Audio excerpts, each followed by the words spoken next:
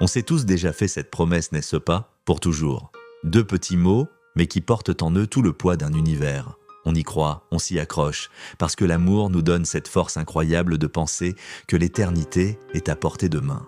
Mais que se passe-t-il quand ce « pour toujours » se fissure, quand les promesses, comme du verre fragile, se brisent en mille morceaux? Aujourd'hui, on va parler de ce moment douloureux où l'on réalise que les mots prononcés n'étaient que du vent. Ce n'est pas juste une déception, c'est une véritable fracture du cœur.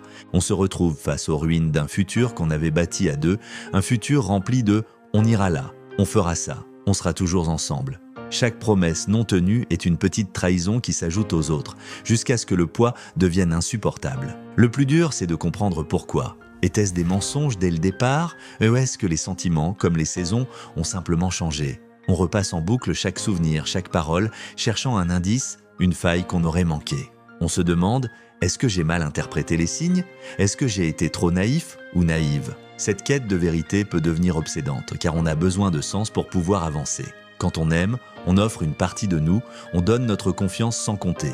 Et quand cette confiance est brisée, c'est une partie de notre capacité à croire en l'autre, et parfois même en nous-mêmes, qui s'effrite. On se sent perdu, vide.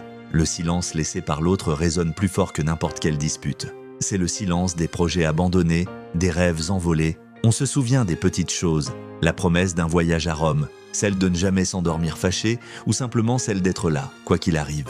Et maintenant, chaque souvenir est teinté d'une amère nostalgie. On se demande si ces moments étaient réels, s'ils comptaient vraiment pour l'autre personne. C'est une douleur sourde, une peine qui nous accompagne jour et nuit. Mais, et c'est le plus important, au milieu de ce chaos émotionnel, il y a une lueur d'espoir.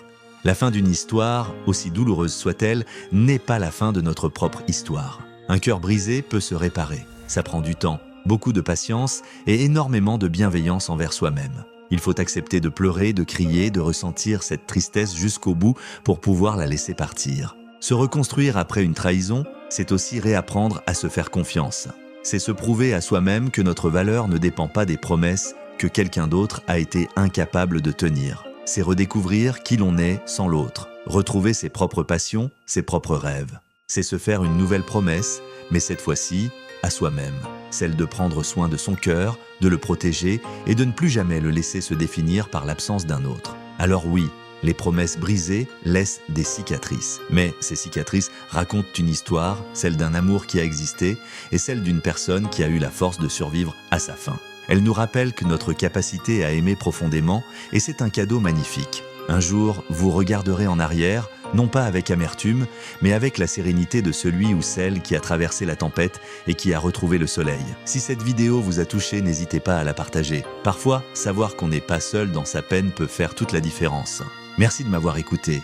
Prenez soin de vous et n'oubliez pas de vous abonner pour ne pas manquer nos prochaines discussions. À très bientôt